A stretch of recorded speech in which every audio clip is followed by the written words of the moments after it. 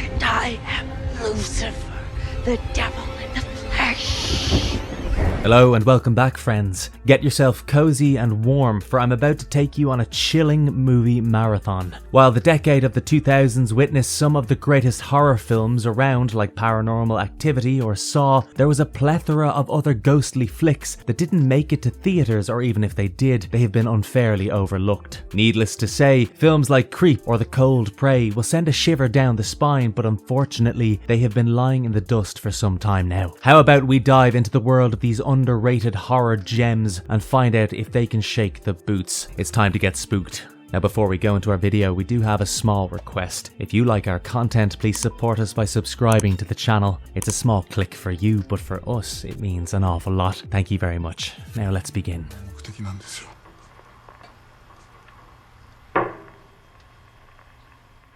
Noroy The Curse. Directed and co-written by Koji Shiraishi, Noroy The Curse was a 2005 Japanese horror film. Jin Muraki plays Masafumi Kobayashi, a paranormal investigator who records unexplained occurrences. Using found footage in a pseudo-documentary format, the movie presents the story as a segment of Kobayashi's documentary. Among the decade of cheap found footage films, this one stands out and will tell you why. When the film was first released in Japan, it wasn't widely distributed outside of the country. However, it received favourable reviews for its presentation and its acting. It can currently be found on Shudder, so go check it out if you want to. And to get into the story, a paranormal researcher named Masafumi Kobayashi records paranormal activities all around Japan. He vanished while filming his documentary The Curse, following the death of his wife Keiko in a house fire. The quote-unquote documentary started playing mostly from his cameraman Miyajima's recording. Flashback time. About a year and a half ago, when neighbours heard babies wailing Junko Ishii and her son's home, Kobayashi went to look into the matter, but only discovered dead pigeons at the residence as Ishii had moved out. On the other hand, a vehicle catastrophe claimed the life of Ishii's neighbour and her child, while a psychic girl, Kana Yano, vanished. It was through Kana's parents that Kobayashi found out about the visit from an eccentric psychic, Mitsuo Hori, who had kidnapped her. Following Hori, Kobayashi then finds a man named Osawa, who then vanishes after it was claimed that Kana was abducted by ectoplasmic worms. Now hold on, because it gets even more complicated than this. Marika Matsumoto, an actress, developed the odd habit of making loops out of yarn as she slept. This began shortly after she filmed at a shrine. Kobayashi records her and hears someone say Kagutaba. According to a native historian, Tanamura, the people allegedly called and imprisoned a demon named Kagutaba, and they carried out rites to pacify it until the town was destroyed in 1978. After a priest and his daughter completed the final rite to capture the demon, the priest's daughter went insane and was thought to be possessed by Kagutaba. Any wild guesses who the daughter was? Junko Ishii. Later, it was revealed that Ishii had stolen fetuses and performed illegal abortions while employed at a nursing school. Meanwhile, Midori, Marika's neighbour, and 6 other people including Osawa kill themselves with nooses that resemble Marika's loops. At the Shimokage Dam, Kobayashi, Miyajima and Hori carry out a rite to release Marika from possession. Hori becomes upset and they discover Kana's apparition. Ishii kills herself by hanging, and Kobayashi takes in Ishii's son,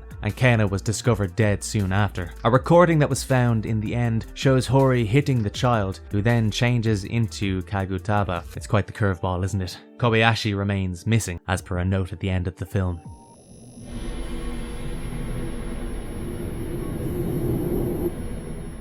Lake Mungo. Lake Mungo is a 2008 Australian psychological horror film written and directed by Joel Anderson. He uses a mockumentary style of filmmaking with elements of found footage and docufiction. The movie hit screens in June of that year at the Sydney Film Festival and was later shown in March 2009 at the American South by Southwest Film Festival. Interestingly, famous horror story writer Paul Tremblay acknowledged it's an inspiration for his book Disappearance at Devil's Rock, published in 2016. Let's take a look at the plot. Alice's family swims with her at Ararat Dam, where she dies by drowning. Matthew, her brother, plants cameras all over their home to try and catch footage of her ghost, while her mother, June, claims that she is still seeing her ghostly daughter. The family consult a psychic, Ray, to explain this haunting, but he can't provide one. However, Matthew admits to staging the sightings of Alice to provide closure for June. Ray also reveals that Alice had told him a few months before her death that she was having recurring dreams about drowning and that her mother couldn't help her. Meanwhile, Alice's boyfriend, Jason, shows her family some mobile phone footage of her burying something at the foot of a tree in Lake Mungo. They discover the tree and Alice's phone at the bottom of the lake where she died, and they find a video of Alice appearing just like the corpse that was later found in the lake. The Palmers move out of their home where they think Alice's ghost has left her family and the haunting must be over, but is it really over? Lake Mungo features unknown actors and unscripted dialogue. The result is an authentic story with eerie visuals and unexpected twists and turns. The film is proof that great direction can create a creepy and unsettling vibe even on the most modest of budgets. Fans of slow-burning horror shouldn't let this one slide. It will keep you on the edge of your seat long after the credits have rolled.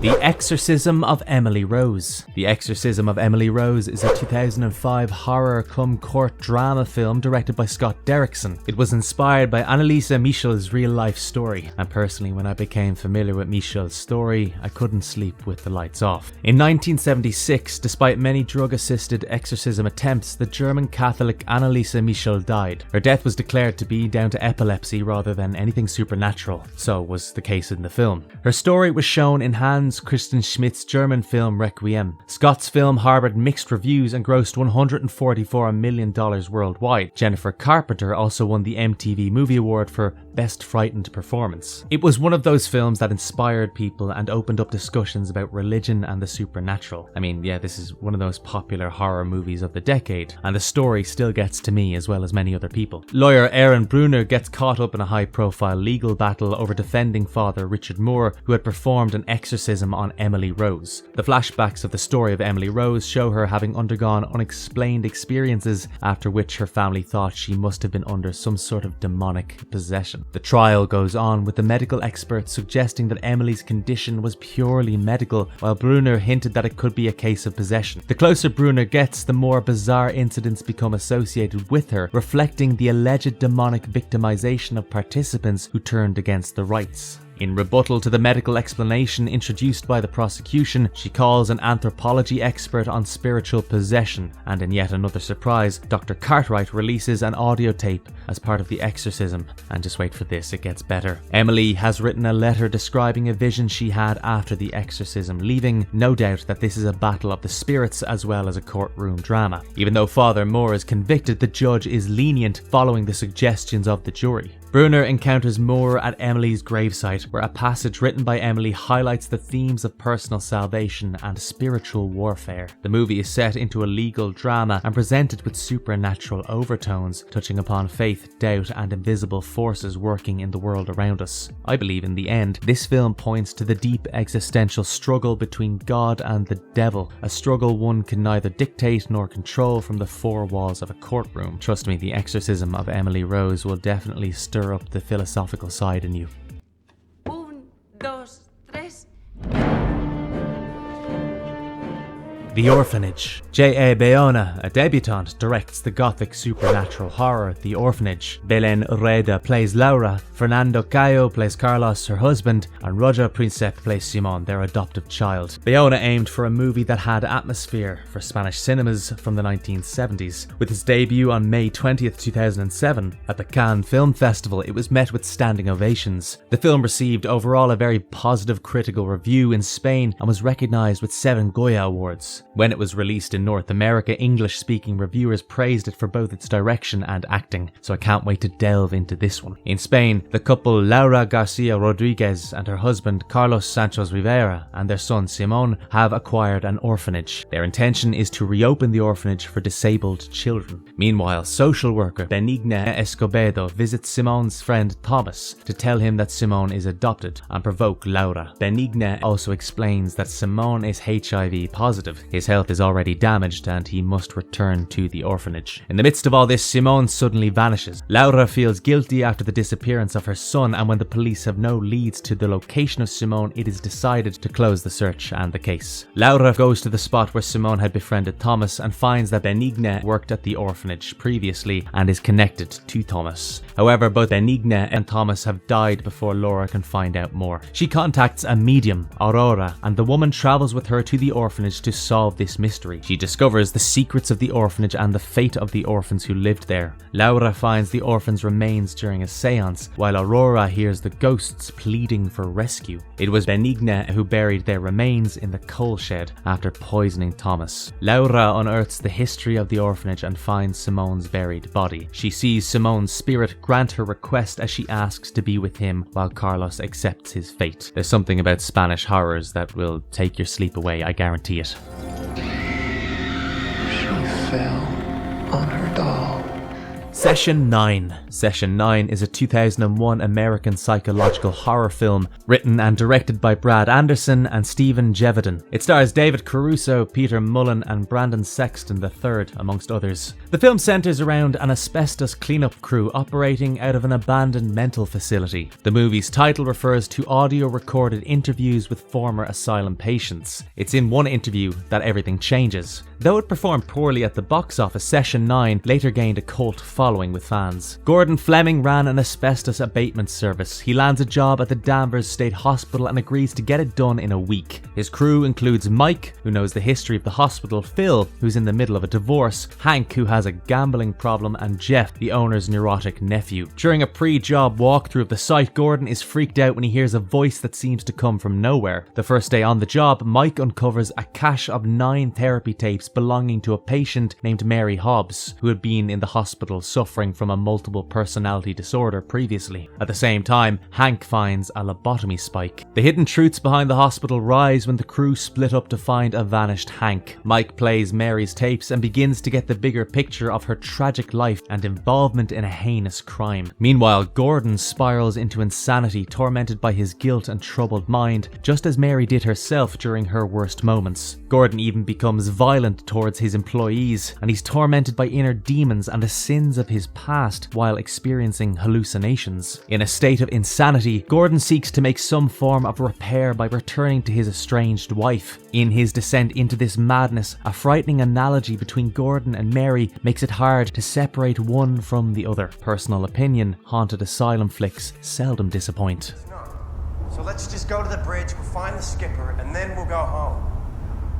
Triangle. This psychological horror film, Triangle, was written and directed by Christopher Smith. Inspired by the story of Sisyphus, who is destined to drag a boulder uphill indefinitely, this movie is influenced by gems like Memento and Dead of Night. Smith wanted to write a story that explored the concept of déjà vu in a cynical fashion. Triangle made its theatrical debut in August 2009 at the London Fright Fest Film Festival, and 2 months later it opened in UK theatres. Both reviewers and the casual attendees appreciated the film's concepts, the suspense and time loop elements, in addition to its direction, plot and performances. The story starts with a single mother named Jess, who accepts to go sailing with her friend Greg and some other people. She has a young autistic son, Tommy, whom she left at a special school before starting this voyage. Trouble unfolds, however, when the vessel capsizes and they end up shipwrecked while responding to a radio distress call. After that, they board a deserted cruise ship where a peculiar sequence of events begins. Fresh food suddenly goes bad and a masked shooter begins firing at the crew. Jess quickly learns that she and her companions are repeatedly living the same day over and over because they are trapped in a time loop. Every day, a fresh iteration of her and her companions join the ship, and the old version will take on the role of the gunman trying to kill the newer versions in order to break the cycle. Desperate to find a way out of the loop, Jess is sent back to the first cycle and takes on the role of the original gunman in an effort to stop it all from happening. When her other form pushes her overboard, she wakes up on the morning of their first planned sailing excursion. After spending some time with her violent previous self, who had been mistreating Tommy, she kills herself and decides to escape with her son. After that, the cycle begins all over, and this time kills Tommy in a truck collision. Realizing there's no turning back, she takes a ride to the harbour to attempt to break the cycle and bring back her son.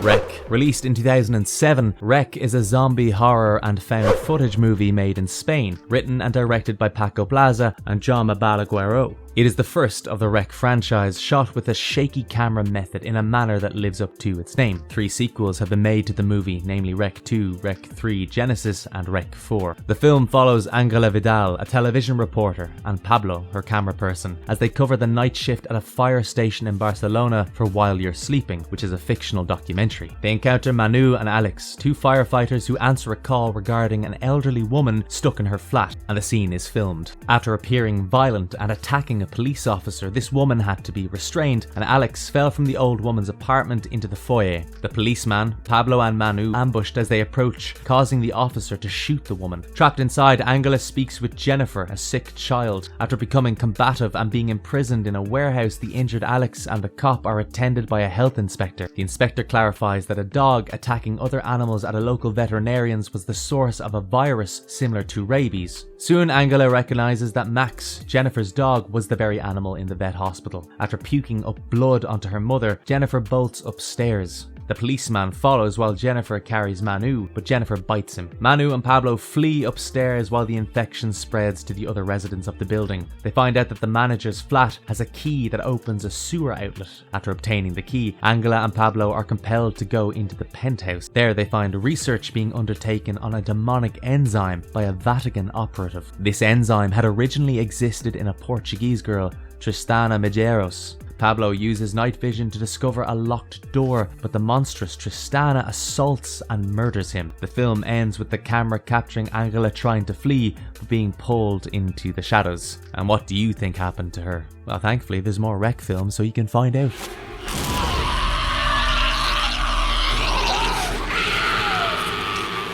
The House of the Devil. The American occult horror film The House of the Devil was directed by Ty West in 2009. The 1980s satanic hysteria is one of the major stories within the movie, which has elements of both haunted houses and slasher thrillers. The expression refers to the popular belief that satanic cults were involved in illegal activity and ritual abuse. The story of the film is set in the 1980s, and we see Samantha Hughes, a broke college student, replying to an advertisement for babysitting for Mr. Ullman at his secluded estate. We learn that she would be caring for Mr. Ullman's wife's mother. Samantha reluctantly accepts $400 for the position. Her best friend Megan drops her off at the location, but is shot in the head by a stranger named Victor on her way back home. Later on, Samantha discovers old family pictures in a closet. One of the pictures appears to depict a different family next to the Volvo she saw at the house, implying that they were the real occupants. Samantha feels generally something is off and tries to dial 911 after hearing noises and seeing Victor appear out of nowhere. However, she soon loses consciousness. After being drugged during a lunar eclipse,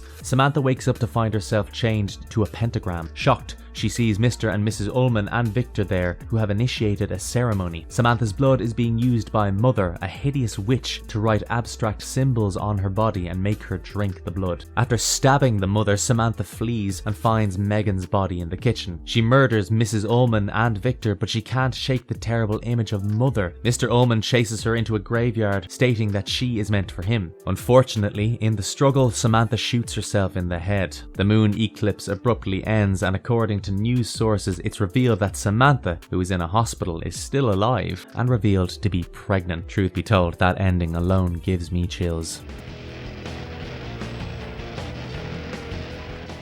May. Psychological horror May from 2002 is Lucky McKee's debut in both scripting and directing. Despite a poor box office collection, it was appreciated by reviewers and has developed quite a cult following ever since. The story follows veterinary assistant May Kennedy, who had a rough childhood and relied only on her mother's glass-encased doll, Susie, for any sort of solace. May becomes romantically involved with Adam, a nearby mechanic. Meanwhile, May's lesbian friend Polly takes a liking to her and gives her a pet cat named Loopy. May becomes obsessive over Adam, but their relationship ends after an uncomfortable incident in which she bites him. Then, against her will, she briefly dates Polly. Hearing that Adam makes fun of her and that Polly is with another girl, Ambrosia, May gets very upset, causing violent outbursts and kills Loopy. May begins to volunteer at a school for blind children and gets visions of that same doll, Susie, speaking to her. After introducing Susie to the school as her best friend, she causes an accident, hurting the children as well as herself. Brokenhearted May meets a punk and she eventually kills them. After that, she begins to crave additional body parts. Dressing up as Susie for Halloween, she kills Adam, Polly and Ambrosia,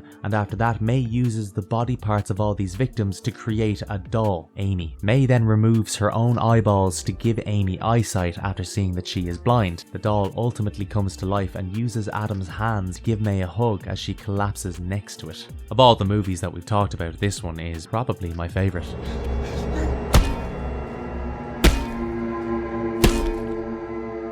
Cabin Fever. In the 2002 horror film Cabin Fever, 5 college friends, Jeff, Marcy, Paul, Karen and Bert, head out to a cabin situated in the rural woodlands of Alabama. A quick stop at a local store makes them wary of the suspicious locals and reveals to the audience that an unknown tension lies beneath the surface of a seemingly chilled neighborhood. The friends then make their way to the cabin, where Paul and Karen head off to the lake for a swim and Jeff and Marcy go up to the bedroom. Meanwhile, Bert accidentally shoots a diseased local while trying to hunt for squirrels. Ignorant of the torment ahead, they enjoy a bonfire night, laughing with certain carelessness and telling ghost stories. They're abruptly startled as the sick man whom Bert had shot with his rifle shows up at the door, frantically pleading for their assistance. As the gang tries to get a grip on the issue, chaos and fear rise. They're stuck in their car when the sick man vomits blood on it, making it unstable. The next few days are spent with the illness gradually swallowing them all. Karen gets sick faster than anyone else, so it's necessary to place her in quarantine. As chaos breaks out, they eventually begin to murder one another. As the virus rips their humanity apart,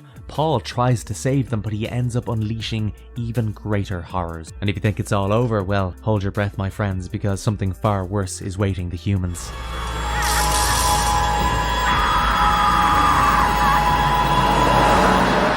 Them. This 2006 French-Romanian horror thriller centers on a young couple, Clementine and Lucas, who, following an odd night in their isolated rural home, discover themselves haunted by a mysterious gang of children. The film opens with a mother and daughter getting into a car accident on a deserted road at night. As the daughter calls out for her missing mother, an eerie childlike whisper is heard repeating her cries from the surrounding woods. Soon, a grisly disaster befalls the daughter. The next day, Clementine passes the accident spot. That night, she awakens to a strange sound outside her home. Their car has been mysteriously moved while the TV and faucets have been turned on inside the house. Now, I know that all sounds very cliche, but it does get better. When Lucas investigates, he's attacked by an unseen intruder, severely injuring his leg. Trapped in the house, the couple realizes that they're being tormented by an unknown group. One of the intruders, a teenage boy, is killed by Lucas in self-defense. Fleeing into the woods, Clementine gets separated from an injured Lucas, and in a horrifying twist, she's captured and tortured by 2 more teenage boys as a younger child looks on, asking them to stop. Lucas finally rescues her, killing one of the torturers. With the young boy's help, they try to escape through underground sewers, only for the boy to turn on them as well, revealing that there are more children involved in the plot.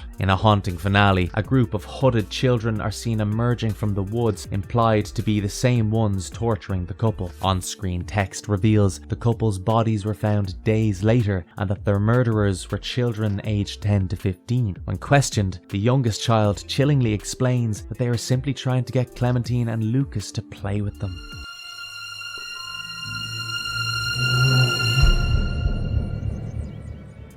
Teeth is a 2007 American comedy horror film written and directed by Mitchell Lichtenstein. It was positively received by critics, with the lead actress, Jess Wexler, winning the Grand Jury Prize for acting at Sundance. The story follows Dawn, who's 18 years old and is the face of the Christian institution The Promise. The group advocates abstinence until marriage. Dawn, however, starts to secretly explore her sexual curiosity. She soon befriends Toby and she's attracted to him. One day, while Dawn and Toby are all alone, the two get intimate. However, when Toby tries to force himself upon Dawn and rape her, her vagina develops teeth and she bites off his penis. A shocked Dawn realizes she probably has a mythical condition known as vagina dentata, where her vagina is equipped with a set of teeth. Dawn tries to find answers from a gynecologist, who in turn tries to molest her during the medical checkup. However, Dawn's vaginal teeth respond in self-defense and bite off 4 of his fingers. Dawn continues to find out more about her condition on the internet. Meanwhile, she finds someone else, Ryan, who helps her explore her sexuality by using adult toys. When Ryan cruelly reveals that he only intended to sleep with her as a bet, her teeth bite off his penis too. In the meantime, Dawn's dysfunctional family falls apart as her mother falls critically ill. When Dawn's mother tragically dies, she discovers that her stepbrother, Brad, turned a deaf ear to her cries for help. Enraged, Dawn decides to get revenge by seducing Brad, allowing him to engage in sexual intercourse with her before her teeth. Yeah, you know exactly what happens here. Free of her tormentors at last, Dawn attempts to leave town, but her bicycle suffers a flat tire, so she takes a ride from an older, creepy man. Realizing the strength of her condition and how it makes her stronger than anyone intending to harm her, when the man begins to act predatory, Dawn just smiles mischievously. There's no wrath like a woman scorned, eh?